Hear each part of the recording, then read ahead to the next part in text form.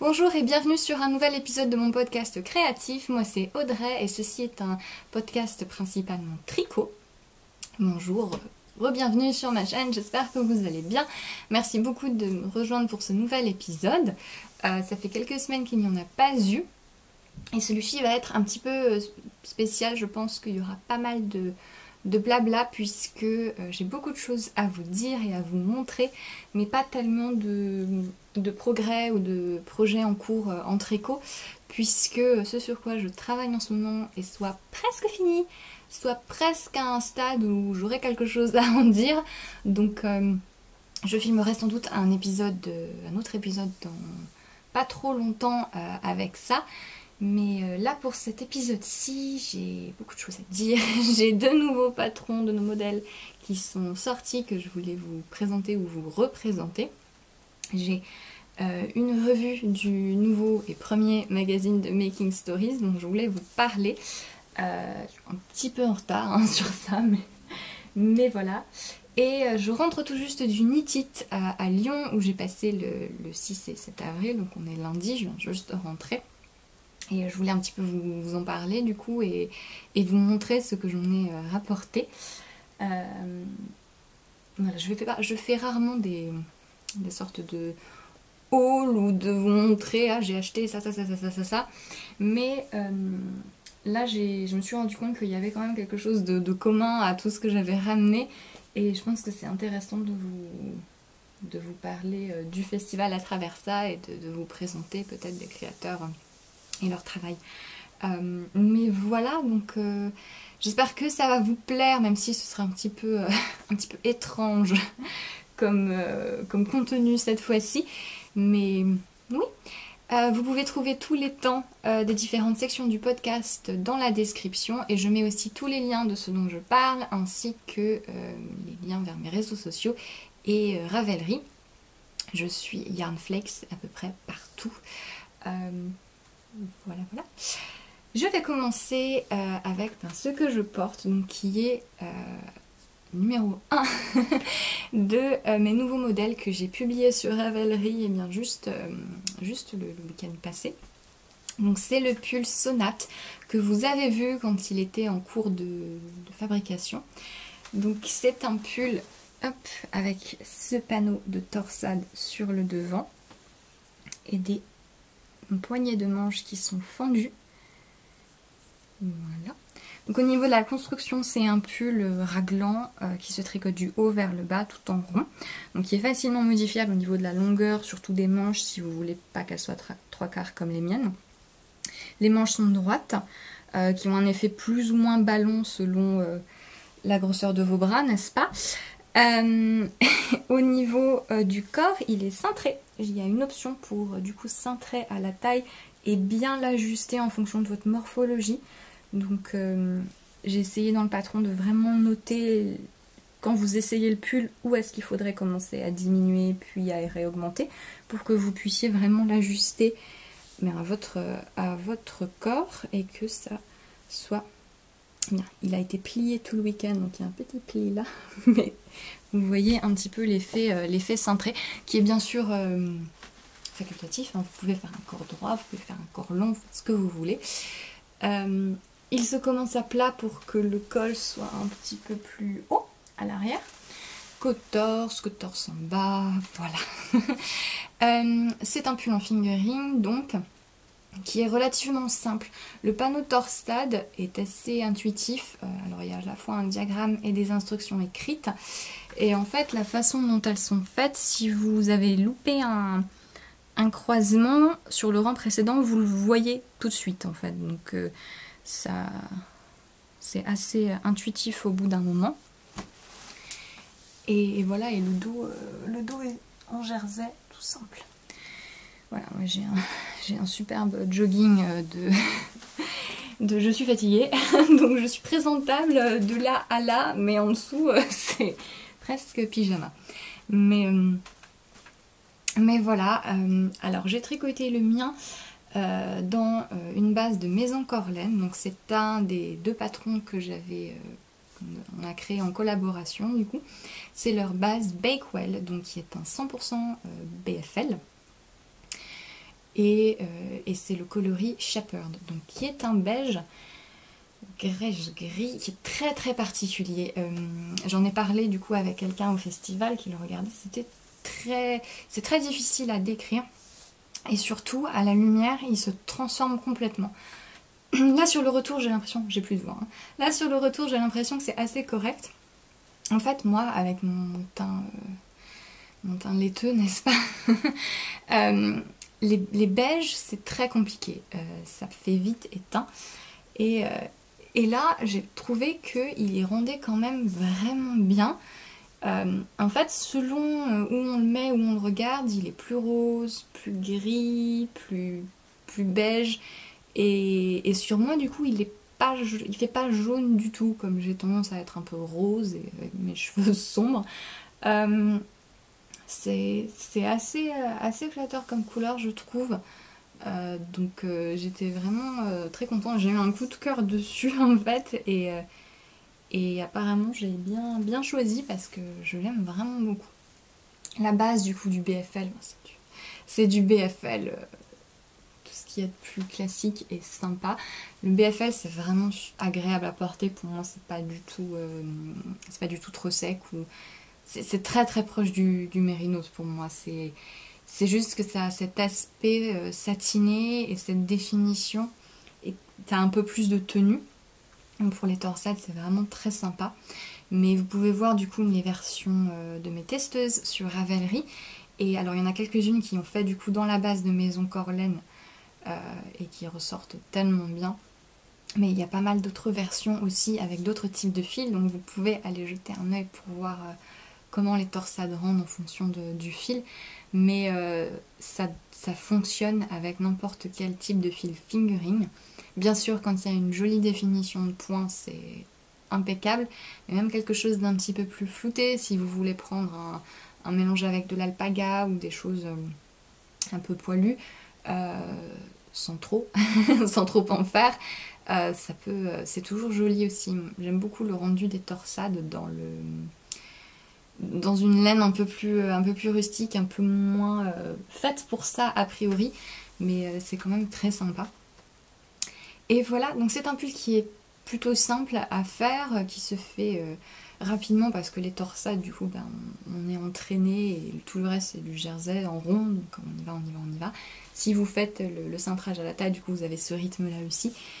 Et voilà, les poignées de manche c'est très simple à faire et c'est facilement modifiable si vous voulez évidemment des codes classiques, ou si vous voulez que ce soit moins serré, plus serré, voilà. Vous pouvez voir comment ça rend sur les différentes versions test. Et voilà, je pense que j'ai à peu près tout dit. Oui, je voulais dire, si vous alternez les écheveaux, je vous conseille de les alterner. Alors vous regardez où ça arrive pour vous, mais quand vous avez un panneau de torsade, c'est-à-dire que vous avez des mailles envers et qu'après vous passez à des mailles endroits, il y a toujours un des deux côtés qui est 1000 fois plus lâche que l'autre. C'est la différence de tension entre la maille envers et la maille endroit qui fait qu'il y a plus de fil, et souvent la maille endroit elle va s'étirer. C'est aussi pour ça que quand on fait des côtes 1-1, des fois c'est pas très joli, puisque la maille endroit est vachement étirée et on voit pas les mailles envers, et c'est un peu le même principe. Du coup moi ce que j'ai fait, plutôt que d'alterner les écheveaux là, parce que ça fait toujours une ligne et c'est embêtant, j'ai alterné les écheveaux là. Ce qui fait que ça a resserré ce problème en fait, du fait de passer de la maille envers à la maille endroit. Ça l'a resserré et du coup ça fait que c'est à peu près à la même tension des deux côtés et que j'ai pas juste une grosse maille lâche ici. Voilà, donc il faut regarder vous de quel côté ça arrive. Est-ce que c'est en passant de l'endroit à l'envers ou de l'envers à l'endroit? Mais voilà, si vous devez alterner les écheveaux, je vous conseille de le faire là, à cet endroit-là. Du coup, voilà, moi j'ai commencé après avoir joint en rond et j'ai suivi comme ça. Alors en général, les teintures de Maison Corlaine sont assez précises et il y a très peu de différence, mais par sécurité, surtout sur une couleur neutre, j'ai préféré alterner. Voilà. Et après, c'était après en plus mes déboires avec le Wool and Honey que j'avais dû recommencer parce que j'avais une différence de bain sur mes pelotes Wolfsgarn. Donc j'avais pas envie de refaire la bêtise. Mais ouais, voilà, je pense que je vous ai tout dit. Alors il y a un code promo pour avoir moins 15%. Donc c'est le code SONAT. Tout est noté en description de toute façon. Et le code sera valable jusqu'à jeudi 11. Du coup j'ai laissé un petit peu de temps après le festival puisque je savais que je pourrais pas faire d'épisode tout de suite. Donc je voulais aussi vous laisser l'opportunité d'utiliser le code promo si vous en avez besoin et si vous le souhaitez. Mais voilà, Sonate. Donc j'espère qu'il vous plaît. J'ai eu pas mal de compliments dessus donc je suis très contente. C'est quelque chose sur lequel je vais revenir dans ma partie blabla knitted. Mais voilà, donc c'est mon dernier modèle de pull. Je l'aime beaucoup. En plus, il est léger là où en ce moment le temps, c'est pas trop ce qu'il veut faire. Je le trouve très sympa à porter. C'est vrai qu'il y a beaucoup de modèles de pulls à torsade qui sont en déca.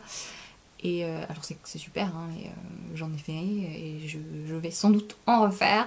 Mais les torsades en fingering, c'est vrai, bon c'est plus long, c'est compliqué, mais c'est quand même très sympa et ça permet d'avoir des pulls qui sont quand même de mi-saison. Donc c'est chouette. Voilà pour le premier modèle que j'ai sorti du coup à l'occasion du Knitted. C'était aussi l'avalanche de modèles, il y a des très belles créations. J'ai vu passer et je les ai vus du coup au Knitted, des modèles qui sont absolument sublimes. Donc ça c'était un des miens. Et le deuxième qui est une étole qui revient des abysses que vous avez vu l'année dernière. Pour ceux qui me suivaient déjà à ce moment-là. C'est Hild, donc qui est une étole. Une grande étole rectangulaire, large, avec des motifs de torsade. Oui, alors c'est le cauchemar. La couleur et la lumière avec ce projet. Donc voilà, donc vous avez les bordures en point de riz et ensuite vous avez des jeux de torsade torse qui ondulent.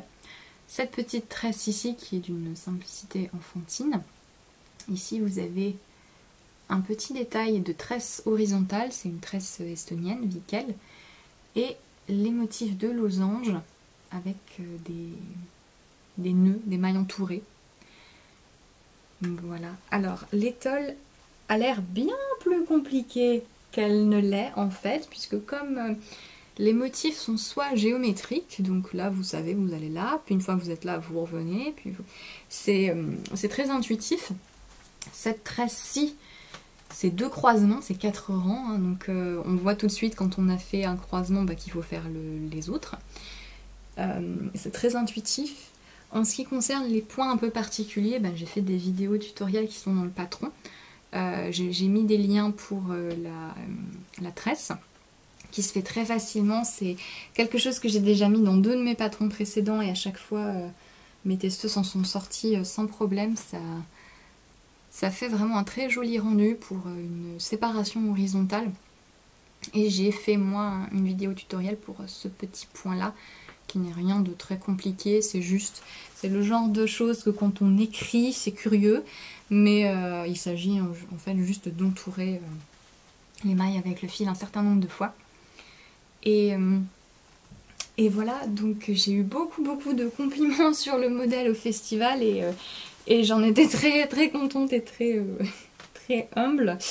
Ça veut rien dire, mais vous avez compris, ça m'a un petit peu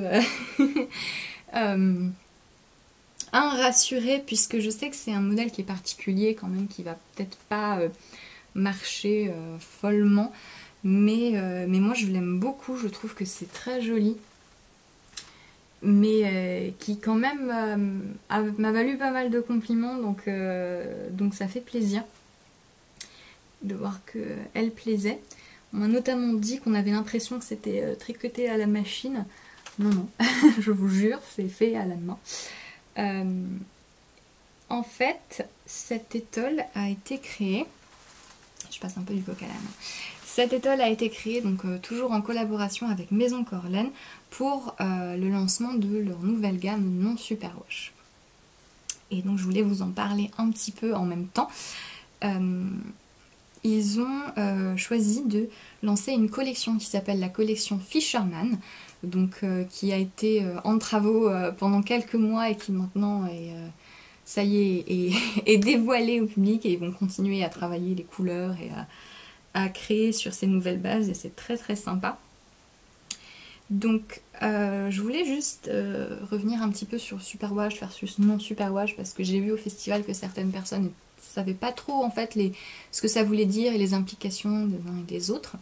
Les laines Superwash en fait c'est des laines qui ont été traitées pour être plus faciles d'entretien. Donc c'est un processus chimique qui lisse les fibres de la laine et qui fait qu'on peut plus facilement la manipuler dans différentes températures d'eau. En général sans excès, hein. Il ne faut pas non plus s'amuser à y aller comme un bourrin, mais généralement ça passe en machine dans des programmes délicats, spécifiques laine. En fait, ça a d'autres avantages outre l'entretien, c'est que, notamment pour les teinturiers, au niveau de la couleur, c'est plus facile de faire par exemple des speckles ou des laines variées, puisque ça, d'après ce que j'ai compris et ce que j'entends les teinturiers en dire, c'est que ça accroche la couleur plus facilement.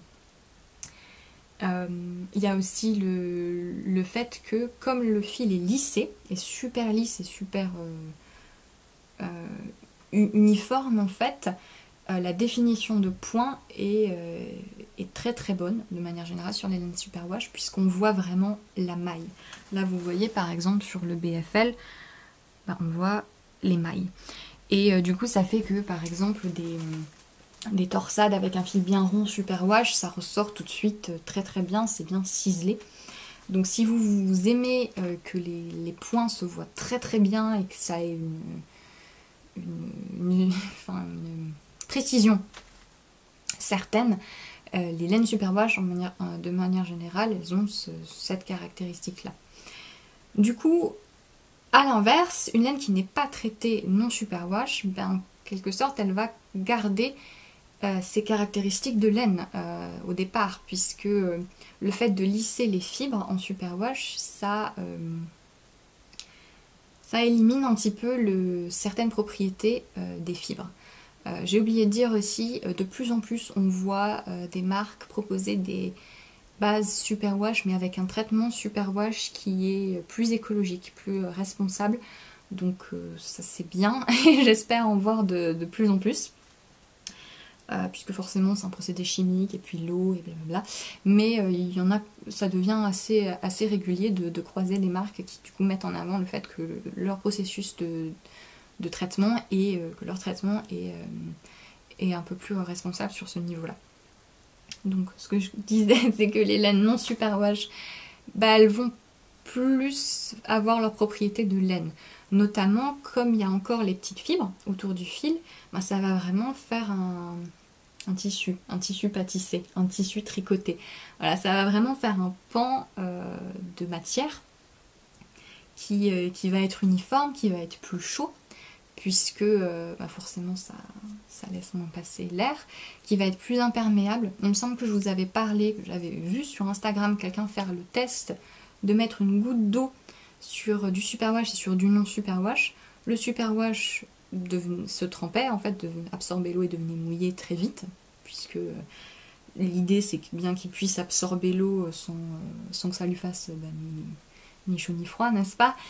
Et sur le non Superwash, la goutte d'eau elle restait en surface, puisque les fibres rejetaient l'eau, parce que elles n'aiment pas ça, parce que sinon ça se feutre. Et il faut bien protéger le mouton de la pluie. Et donc c'est plus chaud et ça a du coup en général un peu plus de caractère. Ça a tendance à avoir un effet plus flouté, plus naturel. C'est très bien pour le jacquard. Du coup, si vous faites du jacquard et que vous avez des problèmes de tension et que vous avez peur de vous lancer, moi je conseille toujours d'essayer de prendre des laines plus naturelles, non Superwash, parce que en fait en tricotant une laine non Superwash, vous allez mettre votre couleur, vous allez mettre celle d'après, Et en fait, elles sont fixées et les problèmes de tension se voient beaucoup moins sur des laines non superwash. C'est beaucoup plus facile de faire du jacquard comme ça. Quand vous faites du jacquard avec des laines superwash, c'est très joli, c'est très minutieux et précis. Les dessins sont très... ils ressortent d'une manière complètement différente. Mais il faut avoir une tension soit dense, soit vraiment impeccable, parce que quand vous avez une maille qui est trop large, qui est trop serrée, sur une laine non superwash, justement, ça se voit tout de suite. Alors que sur une laine non superwash, ben, tout s'uniforme, tout fait un tricot vraiment lisse. Donc c'est beaucoup plus facile. D'ailleurs, on le voit si vous avez déjà eu à détricoter un projet non superwash, c'est en général plus difficile parce que tout s'est accroché.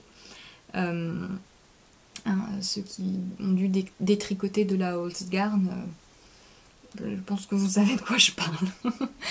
Mais du coup, voilà pourquoi on aime bien utiliser des bases non superwash. Et ça permet aussi d'étendre les possibilités en matière de fibres, puisque on peut faire des petites productions et surtout ça élimine une étape de production qui souvent se répercute dans le coût aussi de la laine. Et dans le cas de Maison Corlaine, non seulement ils ont choisi de lancer une gamme non superwash, mais en plus ils ont choisi des bases, des fibres hyper intéressantes. Donc il y a, je vais essayer de m'en souvenir, il y a du Wensleydale notamment sur... j'ai failli craquer, mais en fait il faut que je réfléchisse à ce que je pourrais faire avec. Le Wensleydale, c'est une matière qui brille énormément, qui a ce côté métallique, qui est très très joli, c'est poilu. Ça ressemble un petit peu à du Gotland, sauf que le Gotland c'est plus moelleux. Mais le Wensleydale c'est vraiment très sympa. C'est juste que il faut trouver la bonne matière, puisque comme c'est bien poilu, ça a tendance à pas avoir une très bonne définition. On est en train de réfléchir, on se disait qu'en jacquard ça devrait être pas mal, et il faudrait essayer d'autres choses. Donc je réfléchis à une possibilité, parce que les bases étaient vraiment très très jolies en Wensleydale. Ils ont du BFL Massam. Alors en anglais on est censé dire Massam, mais je suis pas sûre si en français on doit dire le H ou pas. Donc qui est un mélange de Blueface Leicester et de Massam, qui est doux, qui est très doux, qui est vraiment moelleux et riche. Donc il y a du BFL Gotland aussi, le Gotland qui est un mouton argenté très très joli, qui est un entre-deux, entre quelque chose de lisse et quelque chose de très poilu comme le Wensleydale.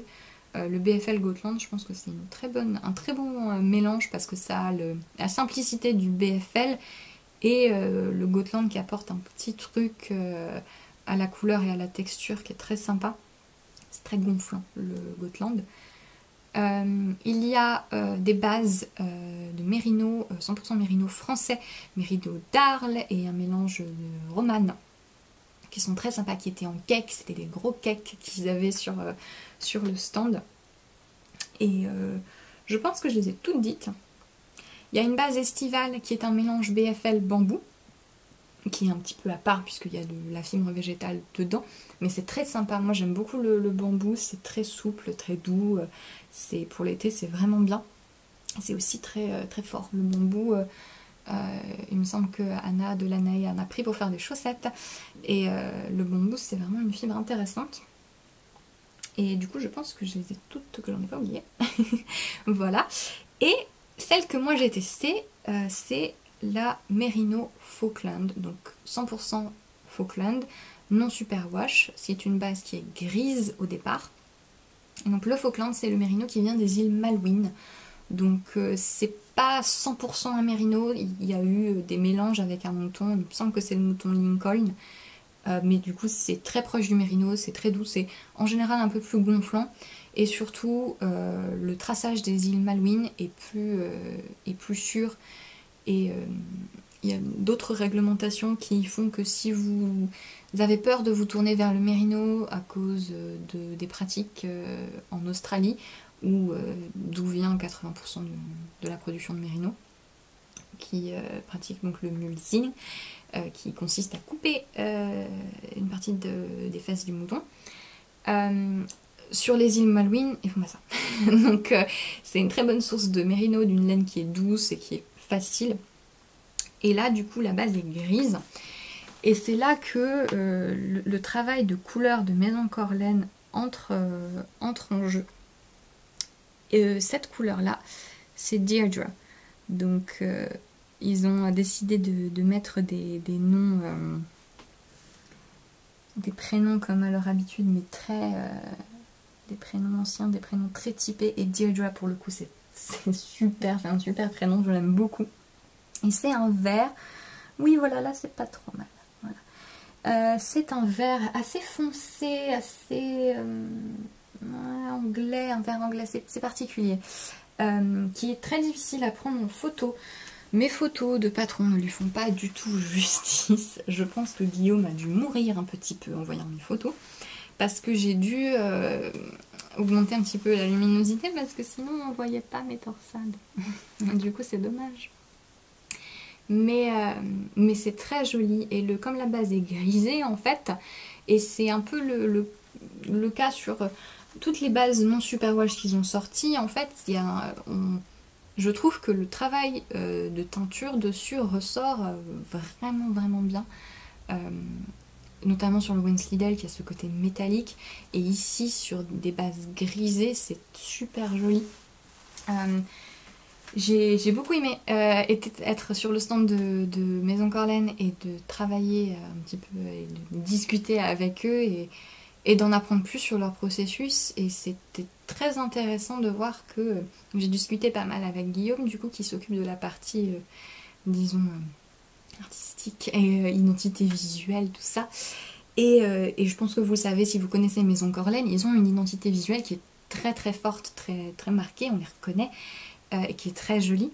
Mais ce qui m'a vraiment touchée dans ce que disait Guillaume, c'était que même si c'est son travail et qu'il adore ça et qu'il en est passionné et qu'il fait vraiment un boulot, on a beau lui dire que c'est magnifique, il veut pas l'entendre, mais c'est vraiment très très beau.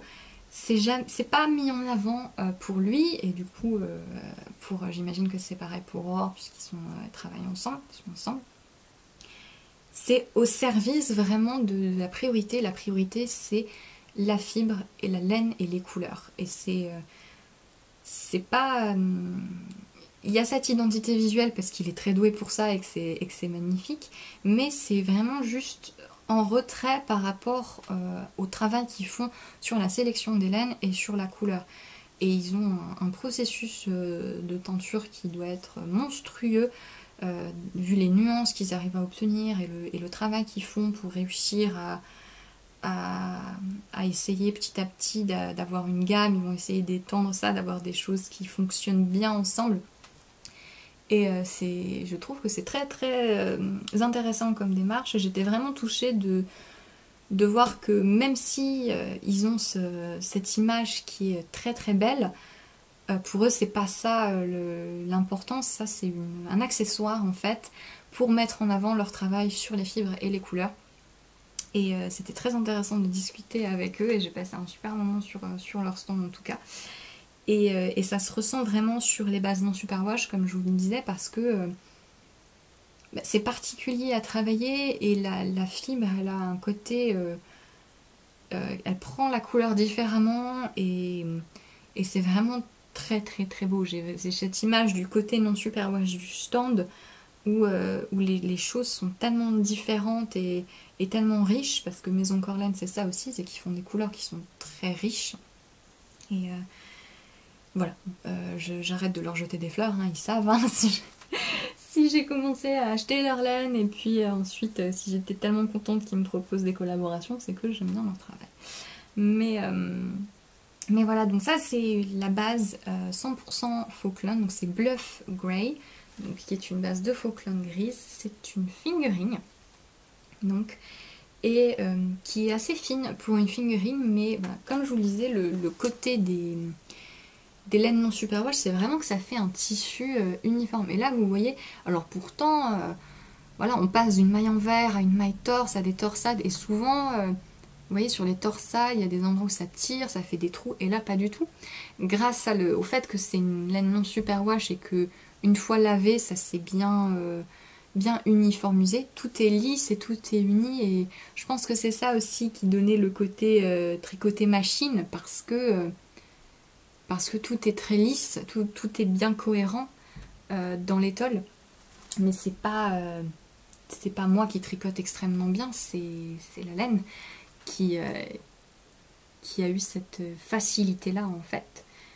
Et là, vous voyez qu'on a quand même une définition qui est très sympa, alors qu'on est sur une laine foncée. C'est la première chose qui m'avait frappée avec cette laine, c'est qu'on voyait bien les torsades. Et du coup, sur les teintes plus claires, ça doit être encore mieux. Mais vraiment, la définition est très sympa. Alors évidemment, on n'est pas sur... vous pouvez comparer, on n'est pas sur le même aspect, mais comme je vous disais, moi j'aime bien le rendu des torsades un peu flouté, un peu plus naturel. C'est très sympa. Et la deuxième chose qui m'a marqué avec cette base, c'est le drapé. Et quand je l'ai lavé, mais j'étais absolument enchantée, puisque en la tricotant, comme je vous dis, donc c'est un fil qui est sec, qui est assez fin, qui a ce toucher un peu particulier. Et on ne sait pas trop ce que ça va donner, mais en la lavant, elle a un tombé, elle est fluide, elle est très très sympa. Et donc j'en suis très contente. Voilà, je pense que j'ai beaucoup blablaté sur les laines.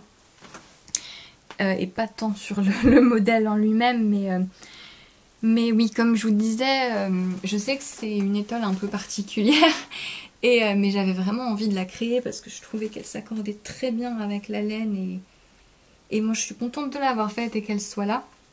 Et j'ai eu beaucoup de compliments de tricoteurs et tricoteuses, et notamment des gens qui doivent tricoter depuis bien avant que je sois née, et qui m'ont fait de très jolis compliments sur l'étole, et je suis vraiment toute contente et toute gênée parce que c'était vraiment très sympa d'entendre vos retours dessus. Et j'en parlerai un peu plus dans la partie knitted, du côté les retours sur les modèles et sur le podcast. Mais voilà, donc c'est Hill 2. Moi j'ai utilisé 1200 mètres, donc 3 écheveaux. Le patron par contre est écrit de façon à ce que vous puissiez modifier ça. Déjà vous pouvez facilement enlever des bandes si vous voulez qu'elles soient plus fines, que ça fasse plus une écharpe.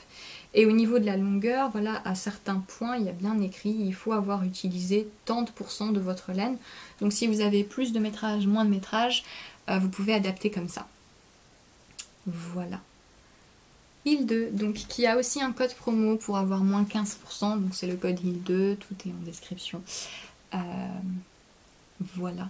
J'espère qu'elle vous plaît. Vous pouvez voir quelques versions test parce que du coup le test avait eu lieu en octobre-novembre dernier. Il y a une version qui est rose, rose bien vif où on voit bien pour le coup, et un fil qui est plus rond et on voit bien les motifs. Donc vous avez du coup les deux options, l'option naturelle, vraiment tricot chaud, tricot qui va faire un abri en fait, vraiment de par la fibre non superwash, et l'option plus torsade. Mais voilà, je voulais vous montrer le dos parce que c'est assez intéressant. En général, l'arrière des torsades c'est jamais très joli, et là ce qui est marrant c'est qu'on dirait presque du jersey en fait, tout simplement. Donc ça fait un dos qui est quand même plat, ce que j'ai trouvé très sympa. Et comme ça, si jamais ça... Vous savez, quand vous portez... Le problème de porter une étole ou un châle avec des motifs texturés, c'est que parfois de l'autre côté c'est pas très joli.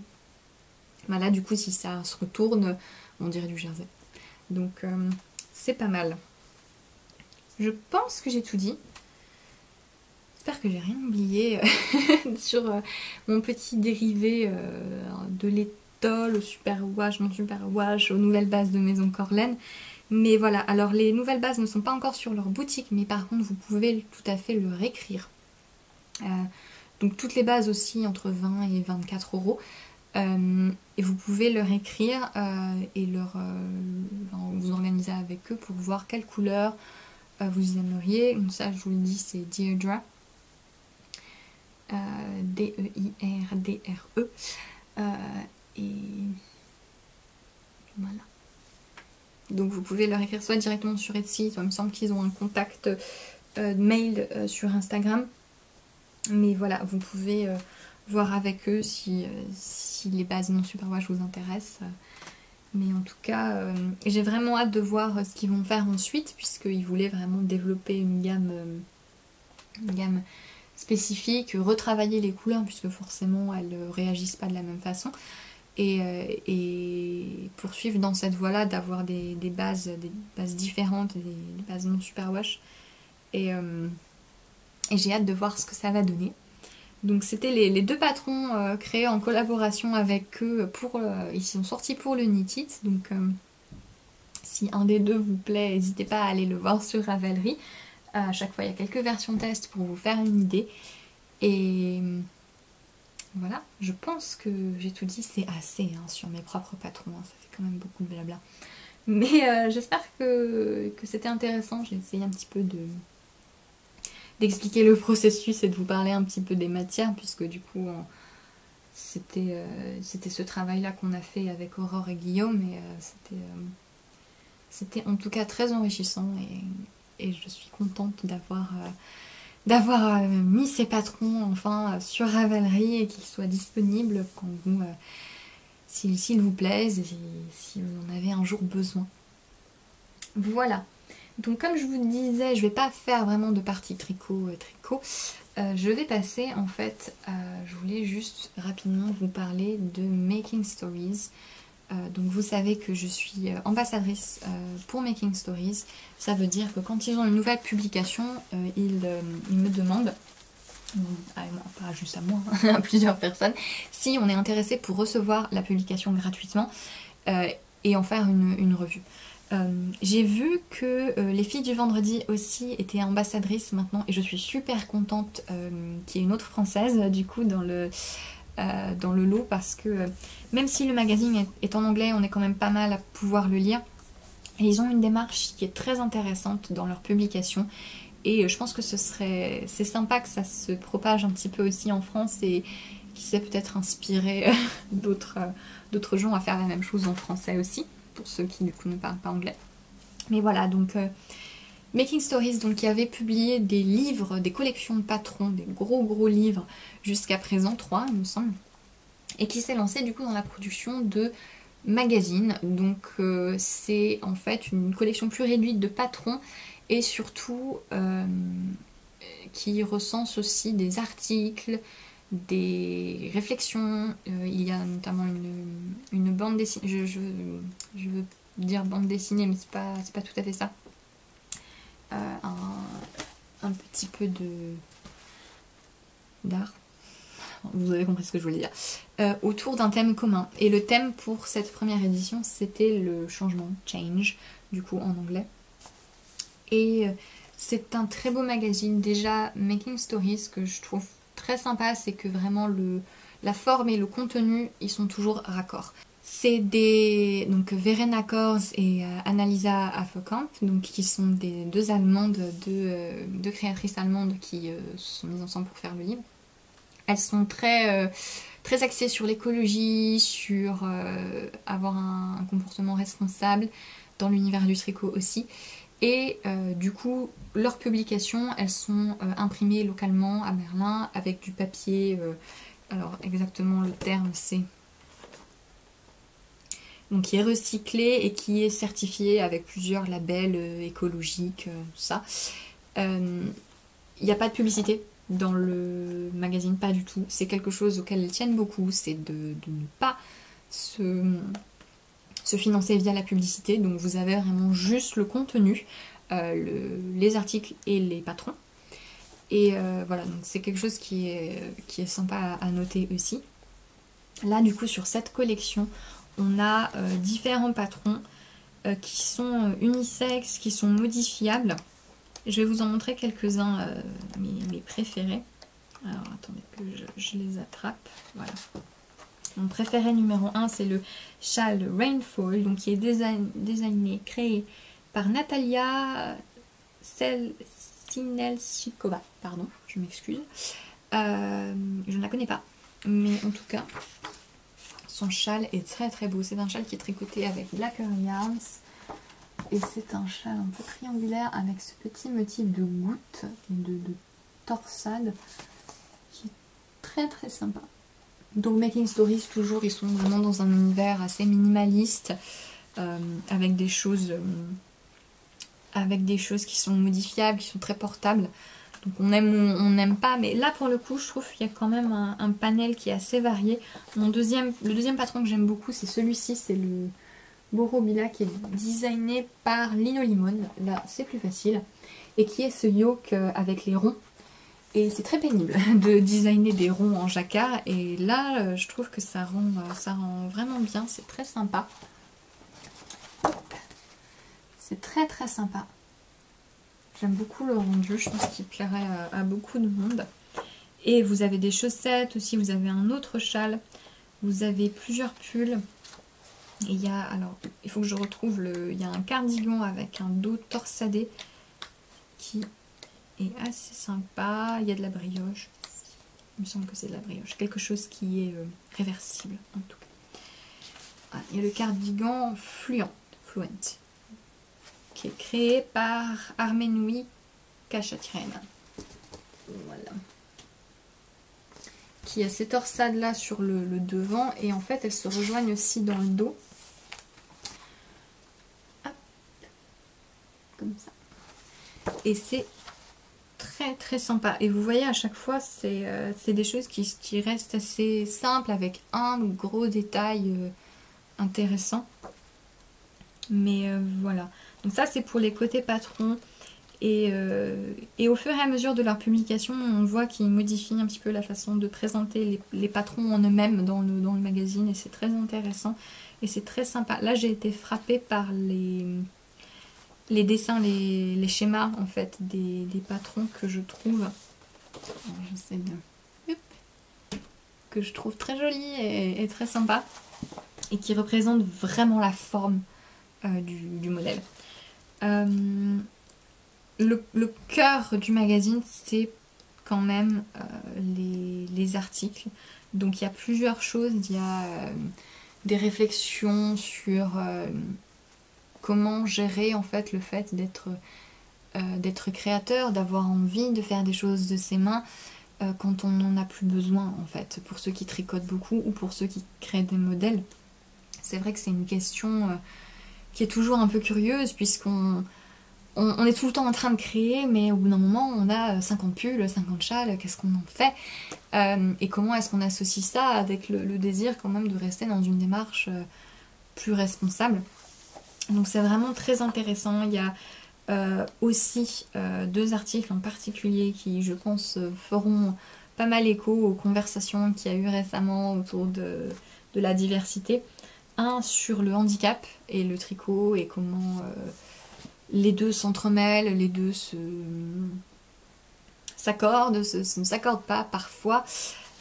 Et aussi avec les questions de genre du coup et l'idée de faire des patrons qui soient qui n'aient pas d'étiquette. Parce que alors, cet article est vraiment très intéressant. C'est écrit par H. Alberg. Et c'est celui-là. Queering the Knitting Status Quo.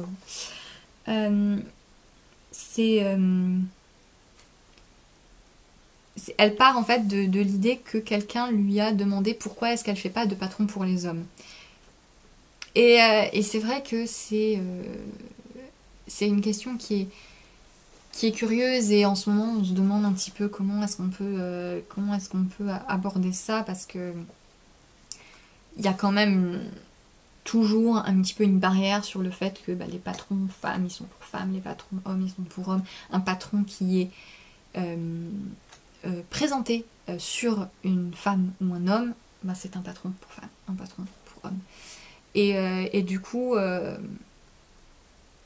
elle dit notamment, et j'ai eu ces retours aussi, que quand on montre un patron sur un homme, il est moins populaire.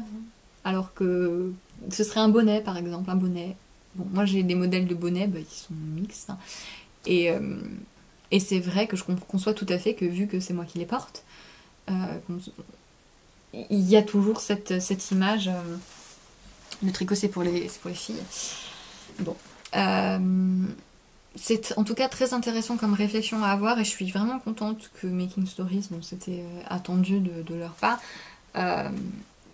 ouvre en fait la voie à ces réflexions-là et juste en fait un partage d'expériences de gens différents dans le monde du tricot. Et c'était très intéressant. Et je recommande vraiment si vous comprenez l'anglais et si ça vous intéresse, parce que c'est des... Il y a des termes du coup qui sont spécifiques à ces sujets-là. Voilà, il faut, si vous n'êtes pas habitué, il faut s'accrocher. Mais en tout cas, c'est très très intéressant. Et ça permet d'avoir un rapport différent à la communauté tricot et d'apprécier les individualités en son sein. Voilà. J'essaie de faire des phrases un petit peu. Mais c'est un très beau magazine et encore une fois, quand je vous dis, les photos sont très sympas. Ça, c'est le pull qui est, on dirait de la brioche, hein, donc qui est réversible. Les photos sont très sympas. Making Stories, du coup, donc le magazine doit encore être disponible sur leur site. Sinon, ils ont pas mal de revendeurs, notamment en France. Donc, n'hésitez pas à regarder sur leur site. Vous verrez qui c'est qui les a en stock.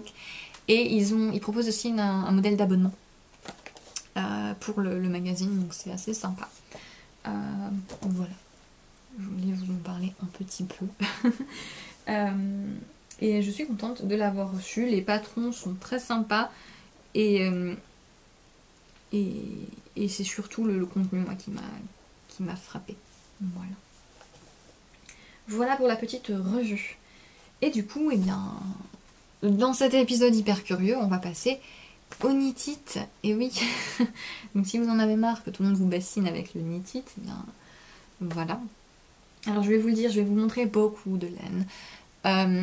Si c'est pas quelque chose qui vous intéresse, il n'y a pas de souci. Moi je n'aime pas trop d'habitude faire, j'ai acheté ça. Mais là il se trouve que je regarde ce que j'ai acheté et à chaque fois il y a quelque chose en commun, il y a quelque chose d'intéressant. Et donc je me dis que ça peut être sympa de se servir de ça pour vous rendre compte un petit peu du festival. Et c'était mon tout premier festival laineux, donc j'ai très peu de recul et j'ai pas de comparaison possible à faire. Mais qu'est-ce que j'ai bien choisi pour mon premier.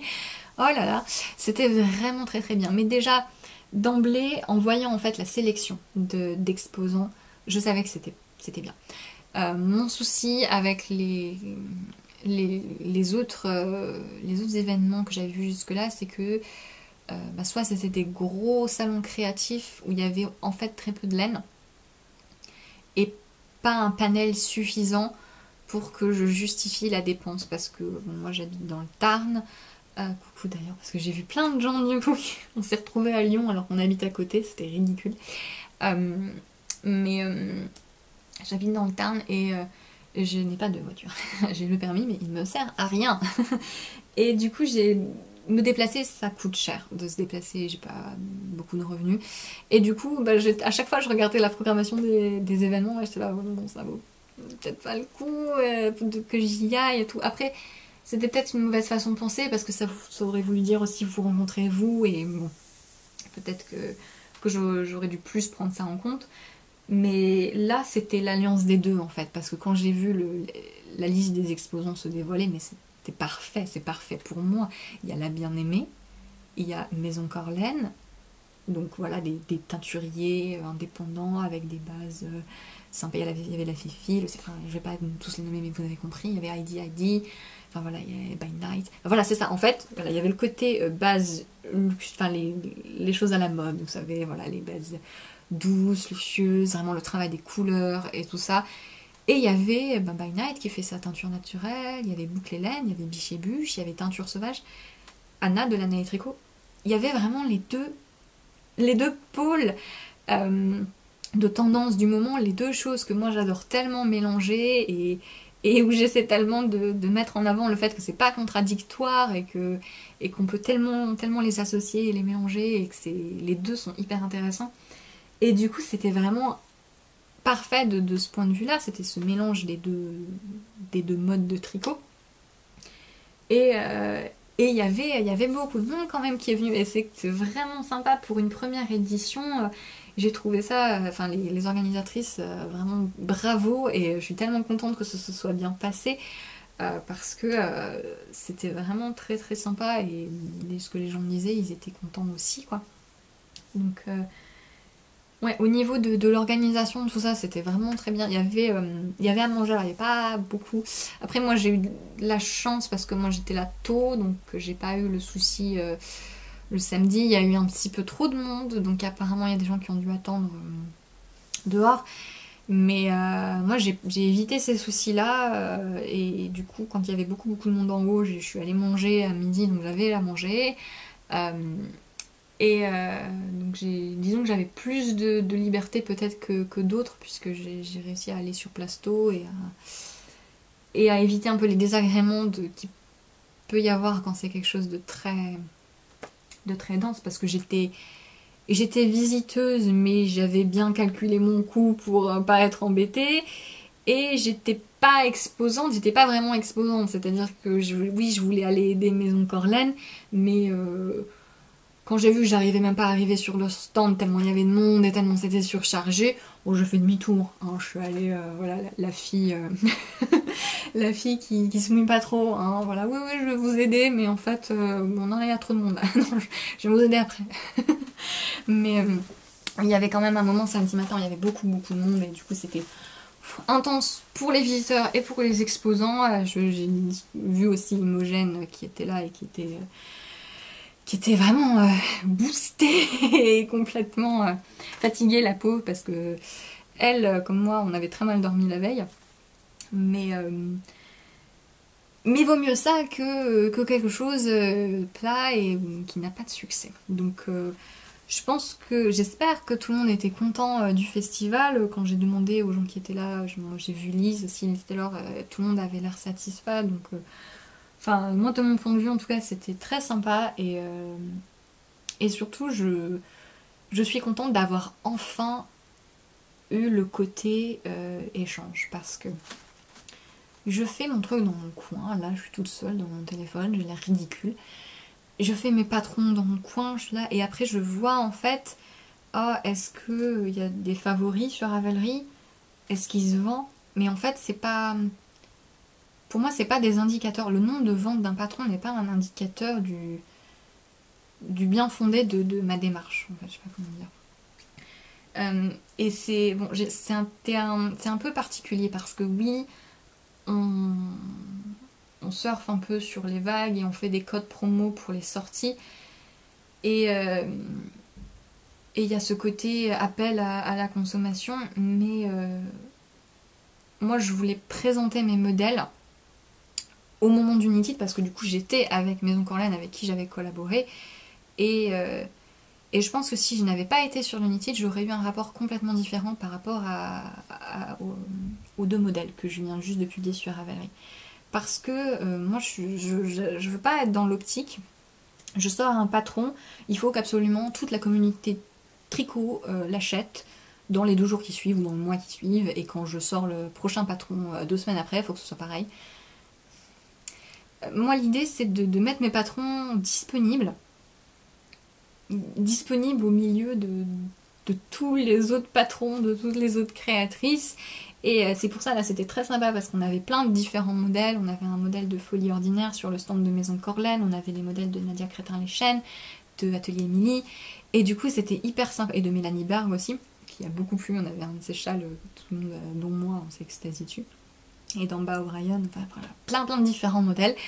Et du coup, c'était très sympa à chaque fois de voir vers quel modèle les personnes étaient attirées, et du coup de leur en parler. Et l'idée, c'est que, voilà, moi, quand je sors un modèle, il est là, il est disponible pour qui le voudra, quand il le voudra, en fait. Mais le souci, c'est que dans ce processus-là, j'ai accompli quelque chose en sortant le modèle, mais j'ai du mal à jauger, en fait, la réussite, entre guillemets, le retour, puisque pour moi la réussite, ça va pas être j'en ai vendu tant, puisque c'est pas le cas de toute façon, mais où j'ai tant de cœurs, voilà, où j'ai tant de cœurs sur Instagram, tout ça. Et du coup, jusque-là, je sortais mes patrons et oui, j'avais des retours et des avis et c'est toujours hyper sympa quand vous m'écrivez pour me dire « Ah, Suzy, c'est super beau et tout ». Et c'est ça que je veux et c'est ça que je privilégie. Et là, le fait de les avoir en face et de... J'ai sorti, alors en particulier Hilde, qui je sais est un modèle particulier, qui m'est cher mais qui est particulier. Et je sais que ça va pas être le truc super à la mode sur Ravelry. Et du coup, je pense que si je n'avais pas été au Knit It, pas que j'aurais pas été contente de cette sortie, mais plutôt je n'aurais pas eu la motivation que j'ai maintenant avec tous les compliments que les gens m'ont fait dessus, juste pour me dire, juste pour le regarder et me dire c'est super joli, c'est super beau, qu'est-ce que c'est que ce motif, comment c'est fait. Et juste ça, c'était vraiment super sympa à avoir comme expérience et de manière générale les retours sur les podcasts, sur les modèles. C'est vrai que quand on a la tête dedans, comme je vous dis, les indicateurs qu'on a pour juger de est-ce que ce que je fais c'est valide dans le sens, est-ce que ça a une valeur, ça a forcément une valeur, mais vous comprenez ce que je veux dire, est-ce que ça touche d'autres gens, puisqu'au départ l'idée c'est ça, l'idée c'est de partager et de toucher d'autres gens. Et les indicateurs qu'on a sur les réseaux sociaux et en termes commercial, en termes de vente, ils sont pas vivants en fait pour moi. Et du coup, avoir des retours vivants, c'était vraiment une super expérience et je suis vraiment ravie et très reconnaissante de tous les gentils mots que j'ai eus, que ce soit sur ces modèles-là ou sur juste le podcast. Parce que les gens me disaient souvent, c'est à la fois les modèles et en même temps ce que je partage et quand je choisis de faire des modèles d'autres créatrices. Et ça m'a beaucoup touchée en tout cas et je suis vraiment reconnaissante à celles qui sont venues me voir, qui sont venues même juste me faire un coucou. C'est vrai que c'est particulier quand parce que je voyais que les gens me reconnaissaient, donc je souriais, je disais ah oui bonjour, ah je te connais mais tu me connais pas, oui. Mais j'ai eu cet effet-là aussi. Du coup j'ai aperçu plein de gens que je reconnaissais, d'autres podcasteuses, je disais coucou. Notamment Sophie du Tricomonde de Sophie, je lui ai fait coucou, t'es sur le stand de Maison Corlane. Mais oui, voilà, ce français c'était très très sympa et très motivant. J'espère que j'ai réussi à m'expliquer correctement sur ce que je voulais dire par rapport au retour d'un public versus juste j'ai vendu X nombre de patrons. J'espère que j'ai réussi à m'exprimer correctement sur le sujet. Parce que du coup, ça élimine tous les questionnements du style mais peut-être qu'il faut que je fasse attention à sortir un truc qui soit au bon moment, à la mode, machin. Zut, ça se vend pas maintenant. C'est pas ça qui me fait plaisir et je m'en suis vraiment rendu encore plus compte grâce à vos échanges et à vos retours sur le festival. Et donc en gros c'était ça. Voilà, donc comme j'ai dit au début aussi en parlant de l'étole, j'ai vraiment adoré rencontrer Maison Corlane et discuter avec... Alors j'ai plus discuté avec Guillaume, j'ai eu Aurore aussi un petit peu de temps en temps. Mais c'était vraiment très très sympa, j'étais ravie d'aller sur leur stand et de leur filer un coup de main tant bien que mal. mais ouais, c'était très sympa, j'ai beaucoup discuté aussi avec d'autres exposants, que ce soit sur leur travail ou de manière générale, et c'était vraiment très très sympa, ravie de rencontrer les uns et les autres. Je vais pas citer tout le monde parce que je vais oublier les gens, mais et les personnes qui sont venues me voir à chaque fois, c'était très sympa. Et je pense que mon petit blabla général, ça va aller, parce que sinon je vais me répéter 150 fois. Mais oui. Est-ce que je vous montre la catastrophe? Non. En fait, bon, comme je vous disais, moi j'étais vraiment ravie du panel d'exposants. Oh, il se défait. Du panel d'exposants qu'il y avait. Et comme j'ai jamais fait de festival de laine, j'avais prévu, donc ça fait 3 mois que je sais que je vais au Knit It et que j'ai économisé en fonction. Beaucoup. Que j'avais économisé en fonction et prévu du coup. Alors prévu, il y a pas prévu. est prévu du coup pour des futurs modèles. Donc je suis arrivée avec un plan, j'étais déterminée. Samedi matin, je disais ok, alors avant la panique, j'y vais et je prends ce que j'ai à prendre.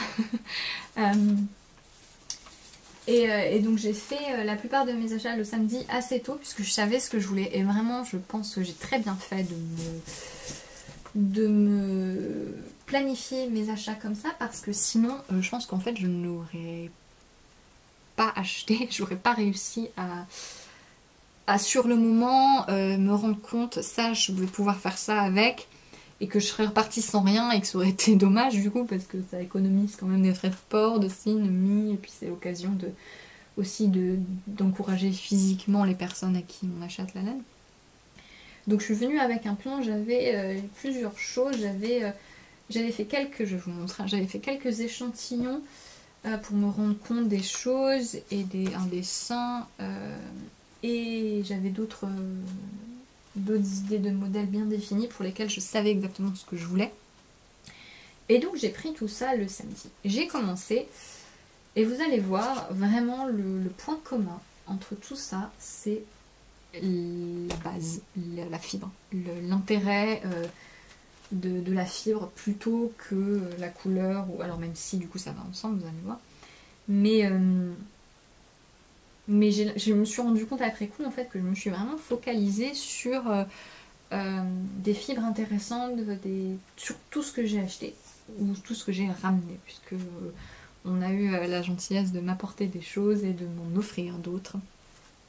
La première chose que j'ai vue, le premier stand sur lequel je suis allée, c'est la bien-aimée. Et oui, forcément, j'ai pris la base à la mode. Elle a sorti du coup en collaboration avec Retrosaria, donc qui est la marque portugaise qui fait la laine Mondim, qui est une laine à chaussettes que j'ai déjà utilisée, dont je vous avais déjà parlé, que j'aime énormément, et qui a déjà de base des coloris très sympas. Et donc la bien-aimée a teint à la main sur cette base, et enfin tout le monde en parle, tout le monde a craqué dessus, et je pense à juste titre.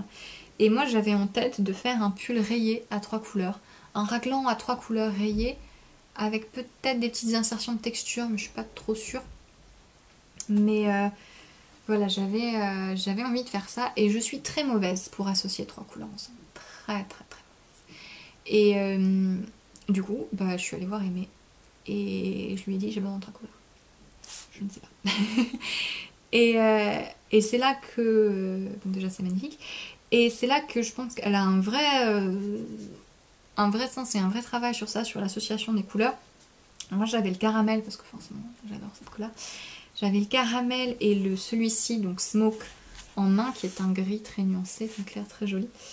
Et moi, de moi-même, j'avais essayé sur le site, en regardant les couleurs, de planifier, de me dire ah, je pourrais partir sur ça, sur du bleu.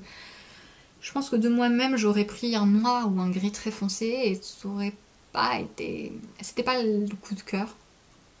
Et au fur et à mesure, elle me dit est-ce que vous aimez le rose? Et je dis oui, j'ai rien contre le rose. Et elle me sort ça, donc qui est High Garden, et ça marche trop bien. Je n'aurais jamais choisi ça moi-même, parce que, bah, je sais pas, je vais pas vers le rose, même si j'ai rien contre. Mais c'est juste que l'association des trois fonctionne super bien. Et je suis très, très reconnaissante d'avoir sorti ça, parce que pour le coup, je trouve que ça fonctionne très bien et ce sera très joli. Je n'ai pas choisi encore dans quel ordre je vais faire mes rayures. On verra. Ce sera des petites rayures de toute façon, donc ça va se répéter. Il faudra que je trouve laquelle est au milieu. Et j'en suis vraiment très contente. Et je pense que l'engouement autour est pas mal mérité, parce que sur la nuance c'est joli. Je suis contente de voir qu'une teinturière comme elle, qui est quand même vraiment dans la tendance base luxueuse, classique et très très populaire, lance quelque chose comme ça, parce que déjà je pense que ça va ouvrir la voie à d'autres alternatives, parce que c'est vrai que quand vous voyez un modèle qui est tricoté en laine la bien-aimée, ou n'importe quel autre teinturier indépendant, quand c'est vraiment une très belle base, bah souvent on a du mal à se détacher de ça.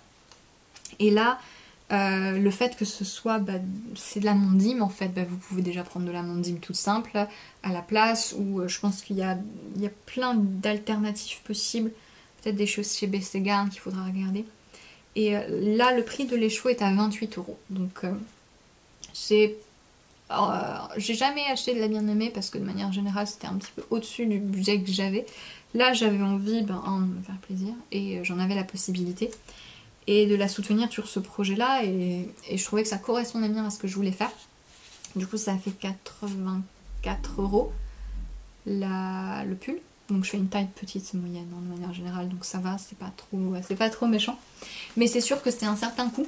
Après moi j'ai aucun problème avec le tarif. Enfin, c'est vrai que quand on voit tout le monde achète le même truc et qu'il se trouve que c'est en général quelque chose de plus cher, là 28 € un écheveau de thym, à la main, c'est en général au-dessus. C'est vrai que moi j'ai toujours peur que certaines personnes se sentent exclues ou déçues parce qu'elles auraient envie aussi mais ne peuvent pas se le permettre. Enfin, c'est souvent mon cas pour ce genre de choses. Mais je distingue vraiment ça de porter un jugement sur la personne qui met le tarif, parce qu'il faut savoir que chacun a un processus très différent. Et la bien-aimée en particulier, elle a une boutique physique, elle a des employés à payer, elle a sans doute pas mal de taxes. Alors, je mets ça en parallèle avec la vente de patrons. C'est vrai que quand on regarde sur Ravelry, on voit tout le panel de créateurs internationaux et on ne pense pas forcément que quelqu'un est basé aux États-Unis, en Amérique du Sud, en Australie, et c'est pas pareil qu'en Europe. Et à cela s'ajoutent les 20% de TVA. Voilà. Sachez que quand vous prenez un patron, si vous êtes en France, ou vous prenez un patron sur Ravelry, il y a 20% de ce prix qui ne va pas du tout au créateur. À la fin de chaque mois, on reçoit en fait une facture Ravelry qui nous demande de reverser les 20% pour la France, je crois que c'est 25% pour la Norvège ou je ne sais quoi, enfin, à chaque fois qui correspond au nombre de ventes et au nombre de pays. Sachant qu'en fait sur ça les frais PayPal se sont quand même déjà faits, donc en fait on se fait bien avoir, mais bon, c'est comme ça. C'est vrai que des fois on en arrive, on fait ces petits calculs et on est là, ah non mais c'est vrai, il faut que j'enlève toute la TVA. Mais du coup que ça fausse aussi l'image qu'on a du prix que fixent les créateurs, parce que ce que vous voyez, c'est pas la même chose que ce que le créateur a mis. Il faut aller aux États-Unis pour voir ça. En fait, c'est les seuls qui ont... Non, c'est pas les seuls. Je crois que le Canada a un petit pourcentage, il me semble, je sais pas. Hein, je sais plus, je dis peut-être une bêtise. Mais voilà, il se trouve que on se retrouve avec un panel de tarifs, de prix différents, et les gens forcément n'ont pas les mêmes dépenses et le même niveau de vie selon les pays et tout ça, et du coup bon. Je pense que c'est vraiment dommage de porter des jugements là-dessus. Après, ce qui est ennuyeux, c'est que du coup ça met en lumière certains peut-être certaines personnes qui peut-être du coup se sentent isolées parce que elles peuvent pas. J'en avais déjà parlé en long, en large et en travers de cette histoire de vous n'êtes pas obligé d'acheter de la laine chère. Vous n'êtes pas obligé d'acheter de la laine chère. Et je pense que ce qui est pas mal avec ça, c'est que voilà, comme je vous dis, le lien vers d'autres possibilités va être très facile à faire, et je vais m'amuser à chercher d'autres combinaisons. Quand ce projet verra le jour, j'essaierai de trouver d'autres combinaisons avec d'autres fils. Mais en tout cas, si vous avez la possibilité de soutenir le travail de la bien-aimée sur ces écheveaux-là, qui sont très très sympas, je vous le conseille. Et en tout cas, moi je suis très contente d'avoir eu cette chance-là. Et c'est ponctuel, mais ça fait du bien de pouvoir le faire. Mais je pense qu'il y aurait des jeux à faire. Déjà avec la mondine de base qui a des très belles couleurs, comme je vous disais. Et il va falloir que je réfléchisse à améliorer mon sens de la couleur et je sais pas, en fait j'ai envie en faisant ce pull de faire des petits collages d'autres laines pour ouvrir les possibilités, parce que moi je sais que j'ai beaucoup de mal à me projeter et à imaginer les créations dans d'autres couleurs.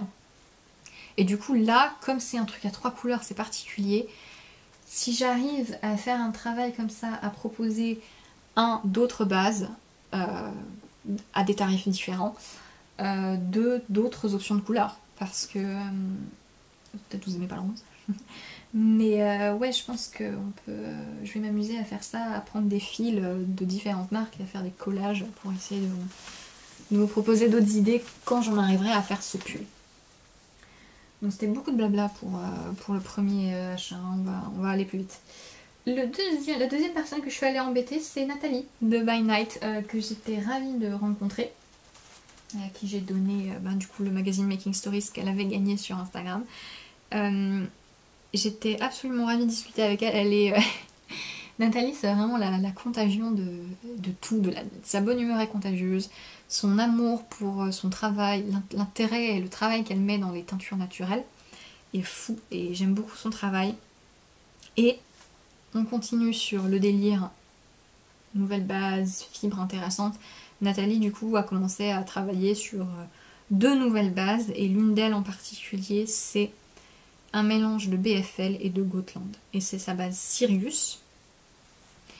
Et c'est un fil qui est poilu, il y a des petits fils noirs dedans. C'est le côté Gotland en fait qui est grisé et métallisé et qui est très joli.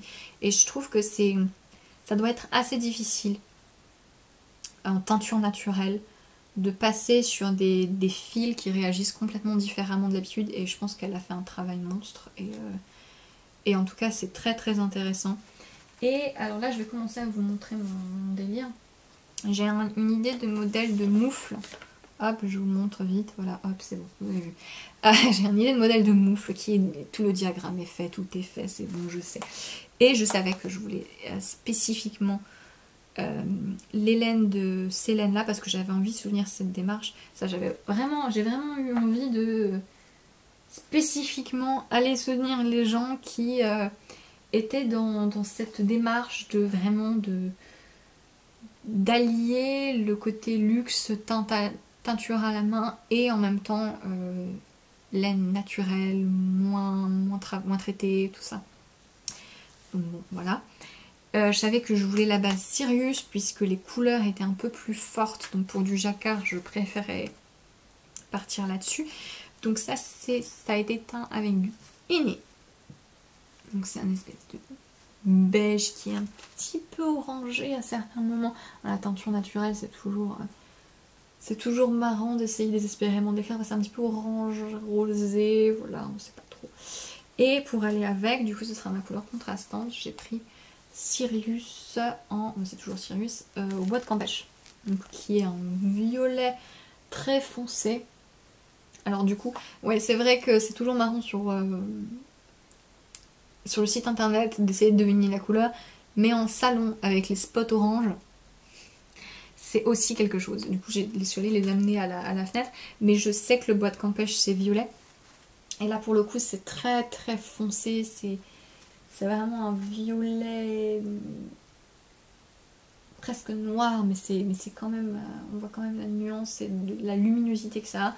C'est très très joli. Et donc les deux ensemble, ce sera mon machin là.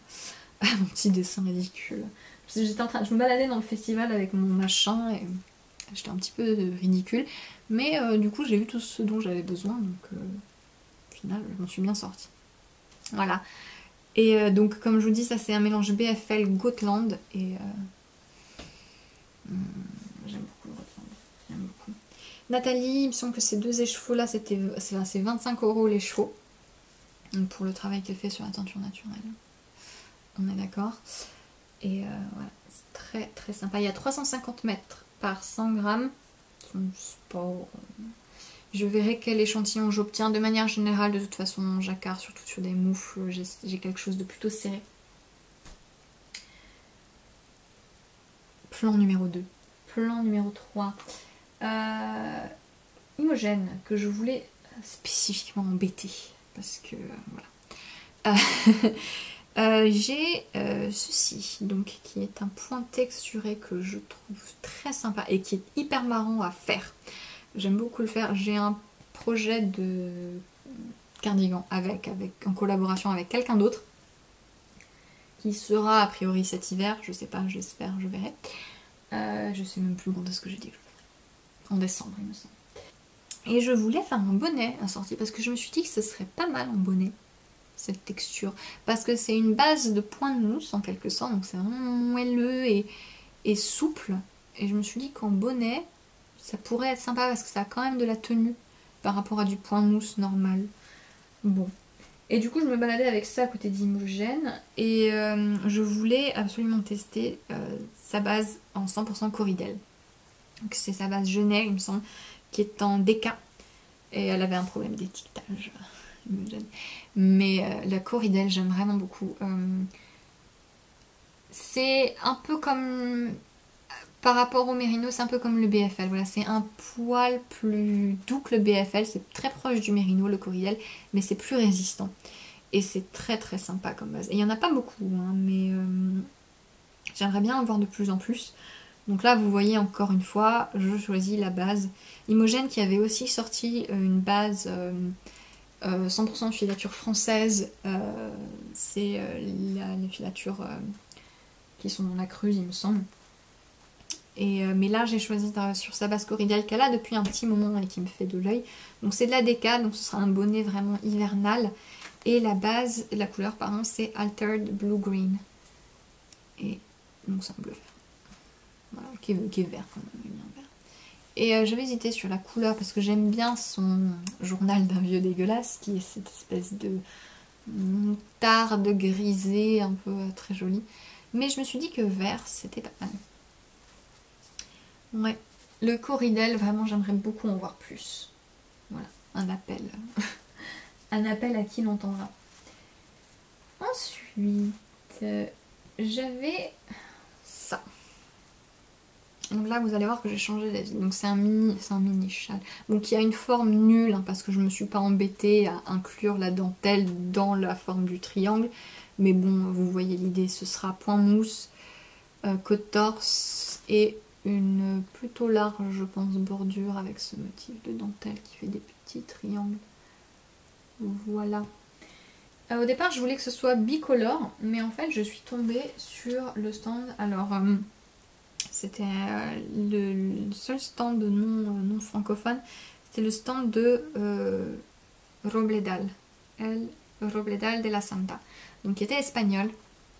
Et qui étaient venus jusqu'à Lyon et qui ont en fait ils ont une ferme d'angora et de mohair en Espagne du coup et qui font vraiment tout un processus. Mais moi ce que j'ai vu, ce qui m'a attiré, c'est ça. Et c'est une base, je vous ai dit que j'étais cohérente dans mon délire, c'est une base qui est 50% Tencel et 50% Superwash Merino et j'aime beaucoup le Tencel, c'est doux, ça brille. Ça a une texture qui est super intéressante. Et en fait, bon, comme c'est quelque chose qui c'est pas une fibre... Mélanger les fibres animales et les fibres des celluloses, c'est très intéressant parce que comme ça prend pas la couleur de la même façon, du coup il y a un fil qui est plus blanc que l'autre. Et la couleur là c'est Bloody Wicked. Et il y a 333 mètres pour 100 grammes, donc c'est un sport gros fingering. Gros fingering. Mais en fait, j'ai dit bonjour, je suis arrivée sur le stand, j'ai dit bonjour, enfin, j'ai dit hello parce qu'il parlait anglais, et je baisse les yeux et je vois ça, et je me dis ah, et en touchant, j'ai vu que c'était du coup du Tencel et c'est une base que j'aime beaucoup, et je me suis dit que en fait mon idée là ce serait pas mal en uni hein, aussi, avec le jeu de texture et ça en dentelle, ça va super bien ressortir, donc comme du coup on est sur avril, il y avait pas mal de bases. Yarn by Simone aussi, il y a des bases en tencel et en bambou et en truc et machin. Il y avait pas mal de bases plutôt estivales et c'était assez sympa. Bon, moi du coup, moi je suis décalée. C'était un petit peu mon problème. C'est aussi pour ça que j'ai fait un plan parce que mes modèles prévus pour l'été, c'est déjà en cours en fait, j'ai déjà la laine, je sais déjà. Et du coup moi j'étais sur l'automne-hiver. Et du coup c'était pas bon. Mais en prévoyant j'ai quand même réussi à avoir des choses qui correspondaient.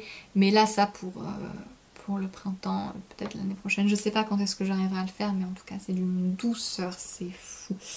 Et il faut que j'apprenne plus sur leur travail parce qu'ils ont une démarche qui est très très intéressante et en tout cas j'ai vraiment craqué sur la laine et il va falloir que j'étudie un peu plus leur travail. Mais ça ce sera ce châle.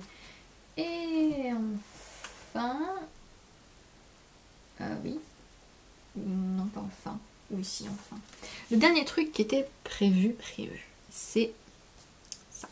Donc ça c'est pour un pull. Donc c'est un échantillon que je trimballe depuis un moment. J'ai une idée de pull à épaules tombantes avec en fait le jacquard sur le corps, peut-être sur le bas des manches, je suis pas sûre, je verrai ce que ça donne. Ce jacquard là sur le bas du corps, à répéter parce que du coup ça fait pas assez haut, et juste des lignes sur le haut. Et je me baladais avec cet échantillon, je savais pas trop quoi prendre, j'essayais de voir. Chez à différents stands. Je voulais une laine fingering sport, mais quelque chose qui fonctionne vraiment bien en jacquard. Parce que comme le jacquard sera une partie importante, j'ai envie que ça marche. Et en fait, tout bêtement, eh bien Maison Corlaine, je vous ai dit qu'ils avaient une base 100% mérino d'Arles français. Donc c'est dans la gamme Corlaine, du coup c'était les gros cakes qu'ils avaient. Hop. Et voilà. Je regarde, et c'est parfait en fait, c'est parfait parce que mon échantillon là c'est de la Ulysse de Rerum Natura et du coup c'est la même fibre, c'est pareil.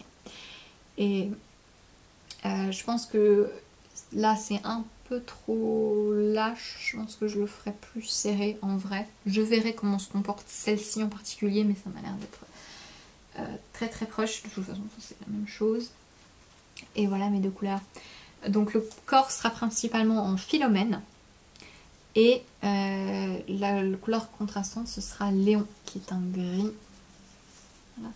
C'est assez marrant de voir la différence.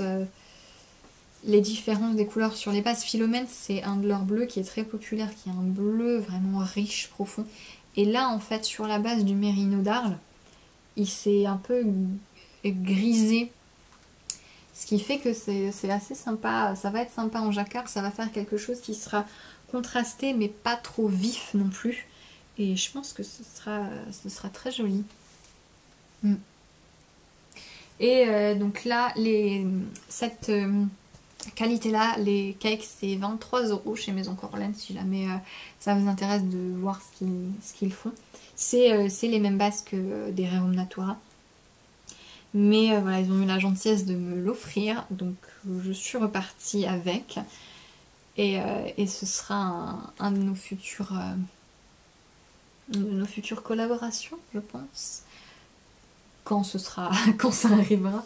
Mais ça faisait longtemps que je cherchais laine à ce projet et je pense que ça va être assez sympa. Normalement j'en ai assez hein, parce que j'ai envie que le pull soit pas trop long non plus, parce que comme ça va être une forme assez basique à épaules tombantes, j'ai envie qu'il soit un peu court pour pas qu'il fasse sac. De toute façon je fais toujours mes pulls un petit peu cropped, mais voilà. Merci encore à Maison Corlaine, c'était très très gentil de leur part. La dernière chose que j'ai acheté le samedi et que je voulais voir, alors là je n'ai pas de projet, j'ai triché, c'était prévu mais j'ai pas de projet défini avec. C'est chez Anna du coup de Lana et Tricot, je voulais voir la nouvelle base de Retrosaria, donc c'est 100% Retrosaria ce podcast en ce moment. Je voulais voir la Vovo, du coup, qui est une laine sport qu'ils ont sorti il n'y a pas trop longtemps avec cette superbe, je pense que tout le monde a craqué sur les étiquettes, elles sont super marrantes. Qu'ils ont sorti il n'y a pas longtemps Et je voulais la toucher, voir ce que c'était. Et je pensais que c'était l'équivalent de la Brusca, mais en plus fin. Et en fait, non, parce que le fil est peigné. Donc c'est Anna qui m'a précisé. Et du coup, c'est plus doux. C'est plus doux et c'est très très joli. Encore une fois, là, les couleurs sont absolument magnifiques. Et je pense qu'on pourra s'amuser à, vous savez, mon idée de trouver des alternatives pour mon pull en l'a bien aimé Mondim. Ça pourrait bien marcher. C'est un peu plus épais peut-être, mais une petite matière végétale. Donc j'ai pris la couleur 3 et la couleur 6 et ça fera des moufles. Forcément, ça fera des moufles parce que je trouve que j'ai craqué sur cette couleur. J'ai un problème. Hein. Ouais. J'ai ces couleurs en ce moment, ça et le vert. Et le bleu est vraiment très très beau. Le bleu, il est un peu marbré noir. C'est très très joli.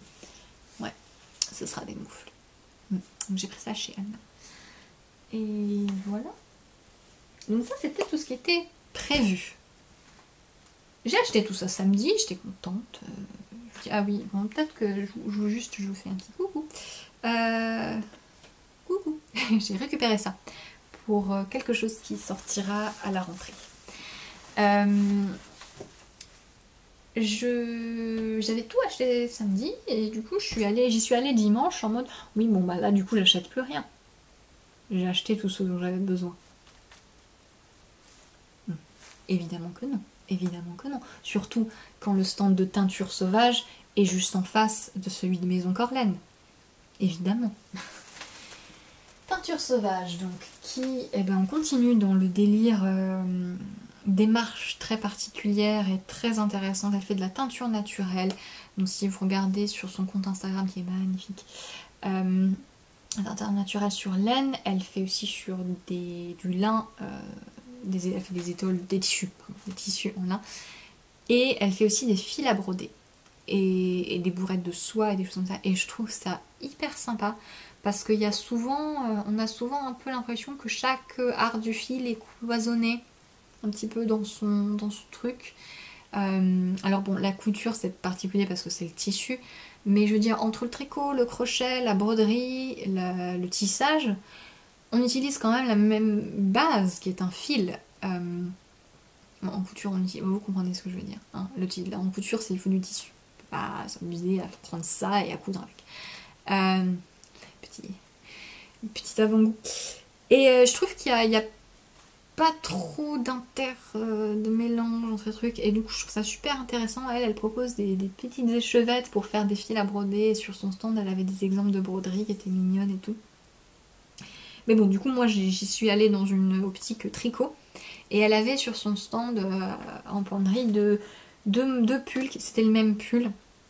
Tricoté avec 2 écheveaux d'alpaga mérino. Donc c'est 80%, si je dis pas de bêtises, c'est 80% alpaga, 20% mérino d'Arles.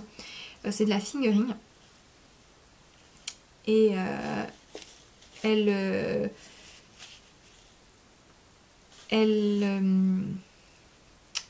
perds mes mots. Et voilà, il y avait ce pull qui était fait avec 2 écheveaux, qui était un pull un peu confortable, un peu court, avec des manches évasées, qui était très sympa. Et le rendu, il était hyper sympa une fois tricoté. Du coup, je me suis dit, ouais, c'est pas mal. C'est pas mal.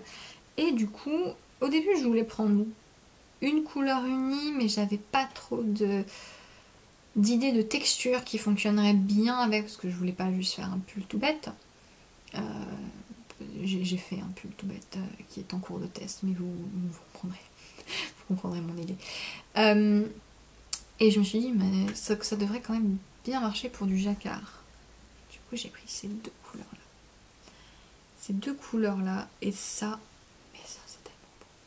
C'est tellement beau. Ça, c'est donc, qu'est-ce qu'il y a écrit lac. Ah oui, en anglais, c'est... Ouais, bon, bref, lac. Avec un mordant végétal. Donc, elle a une démarche qui est très intéressante. Et c'est un fil qui est doux, mais qui a quand même du caractère, et je trouve ça très sympa, comme c'est principalement l'alpaga, et c'est pas l'alpaga tout lisse, tout tout fondant. Il y a une petite résistance. Il est vraiment une texture hyper intéressante. Et celui-ci, c'est un avec du cachou. Du cachou. Je trouve qu'il allait très très bien ensemble. Et donc, je sais pas. Ce que je vais faire, je vais combiner les deux d'une certaine façon. Peut-être en faisant une transition en jacquard. Parce que je me dis que le jacquard, ça devrait bien marcher sur cette base. Je vous montre le fil d'un peu plus près. Même si du coup les couleurs sont parties. C'est très très sympa. Ouais, donc j'ai craqué. Et alors elle vend ses chevaux, c'est 25 €, cette base-là. Et enfin, pour le travail que c'est quand même très très bien. J'ai envie de faire ça. Mais j'ai failli prendre une quantité de pull de ça jusqu'à ce que je me souvienne que j'avais une quantité de pull assez proche aussi prévue pour un gros pull en hareng. Donc ça c'était le truc pas prévu numéro 1 du dimanche, parce qu'il faut bien. Et le truc pas prévu numéro 2 du dimanche, c'est que je faisais que passer devant le stand des petits points parisiens. Et les petits points parisiens, j'en ai entendu parler, mais comme ils ont une boutique, du coup eux aussi ils ont une boutique sur Paris. Donc eux aussi du coup ça se répercute sur leur prix. Et du coup elle n'a pas de boutique en ligne, elle a pas le temps, c'est pas possible. J'ai discuté un petit peu avec elle, forcément elle a des enfants, mais elle fait quand même beaucoup de salons. Il me semble qu'elle va au fil de la Manche, elle m'avait dit. Mais du coup c'était l'occasion de voir sa teinture en vrai. Et elle avait vraiment un panel qui était intéressant de couleurs, à la fois d'unis et de speckles assez délicat et tout uniforme, tout bien dans un... très cohérent en fait, les écheveaux variés. Et j'ai craqué pour la base dentelle yak. Donc c'est du mérino, la soie et du yak. Et si vous savez, je suis tombée amoureuse de cette base. Mon étole lucarne que j'ai tricoté en octobre, enfin que j'ai sorti en octobre, qui est pareil sur cette même base et que j'avais complètement craqué dessus, et j'en ai parlé en long, en large, en travers. C'est une base que je trouve fabuleuse. Et du coup, les petits points parisiens utilisent cette base aussi. Et cette couleur, je l'ai trouvée très très très jolie. Alors c'est plus rose. Là, elle apparaît un peu brune. Je sais pas pourquoi. Ouais, elle est pas brune comme ça. Elle est plus rosée. C'est un beige rosé gris. C'est la couleur Guimauve Speckles. Et donc ça c'est du coup c'est une base en dentelle, donc il y a 800 mètres dans un écheveau. Elle les met à 30 €. Donc encore une fois, boutique en plus en Montmartre. Du coup ça fait un projet. Et je vais faire une étole un peu sur le même principe que lucarne. Alors pas forcément la même forme, peut-être que je ferai une forme de châle. Mais je suis vraiment tombée amoureuse de cette base. Et du coup de la retrouver sur leur stand, j'étais vraiment ravie. Et très très très sympa. Donc voilà, c'est plus rose que ça. Là ça ferait vraiment brun. Mais c'est plus rose avec les petits speckles jaune, doré et brun foncé, rouge. Là il y a un peu plus de rose en bas. Le bas de l'écheveau est pas très joli parce que tout le monde s'est moqué de moi d'ailleurs. J'ai tiré un fil dans mon sac sans faire exprès et j'ai eu très peur de l'avoir abîmé. Mais en fait non, j'avais tiré le lien. J'ai eu de la chance, j'ai tiré un des nœuds. Et du coup j'ai dû le rebobiner, enfin le reattacher à la va-vite. Donc les écheveaux sont mieux présentés que ça. De base, ça c'est moi. Mais oui, et du coup j'ai fait le tour enfin. Donc j'espère que vous avez vu un peu mon idée. Attendez, j'essaie de faire... Ah, est-ce que je vais réussir à tout tenir?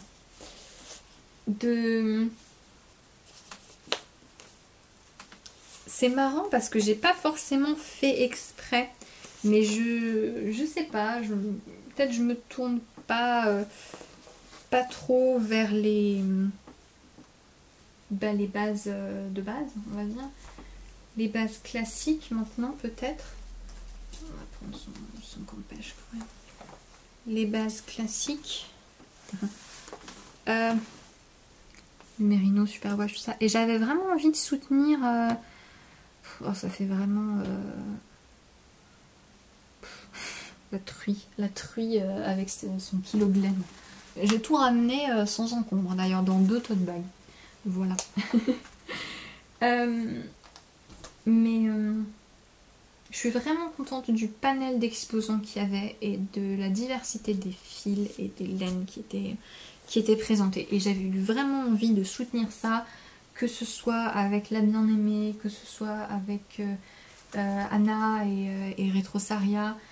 Enfin, j'étais vraiment ravie de toutes ces découvertes et du coup j'ai plein de beaux projets prévus avec tout ça. Et voilà, j'espère que c'était à peu près intéressant. Ça faisait un petit peu déballage. Bon, je vous ai prévenu. Voilà.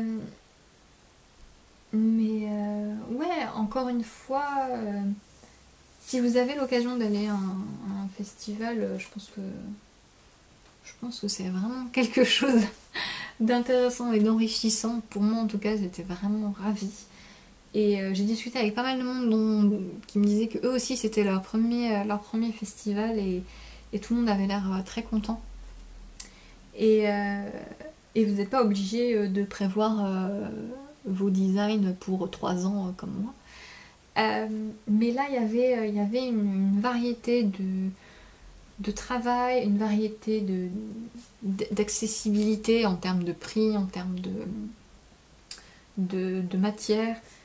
Qui était très intéressant parce qu'il y avait beaucoup de choses que j'ai pas eu le temps d'aller voir. Il y avait notamment le chat qui tricote, il y avait la droguerie, donc il y avait d'autres types de fils aussi pas mal très, très sympa et abordable. Il y avait des accessoires, il y avait Atelier Camélire avec ses boutons, il y avait Lise Taylor avec ses tissus et sa papeterie qui était très sympa.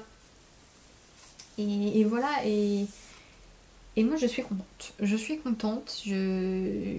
Je suis restée dans les clous et au final je trouve que j'ai ramené des choses qui sont cohérentes et qui m'ont permis de soutenir une démarche que j'apprécie et que je suis ravie de voir émerger chez les teinturiers en France aussi. Voilà. Donc j'ai dit pas mal de choses dans cet épisode. J'espère que c'était pas trop lourd et à peu près intéressant. Je crois que je vais avoir pas mal de montage à faire. Mais n'hésitez pas du coup à me dire ce que vous pensez sur les différents sujets abordés. Et si vous étiez à Onitit aussi, qu'on se soit vu ou pas, ce que vous en avez pensé. Et voilà, je vais vous laisser maintenant. Et on se revoit, comme je vous dis, très bientôt pour un épisode qui sera un peu moins déballage et un peu plus vraiment tricot. Dans pas trop longtemps, je pense. Et donc, je vous dis à très bientôt. Passez une bonne fin de journée, de semaine, peu importe quand est-ce que vous regardez cet épisode. Et tricotez bien et à très vite. Salut!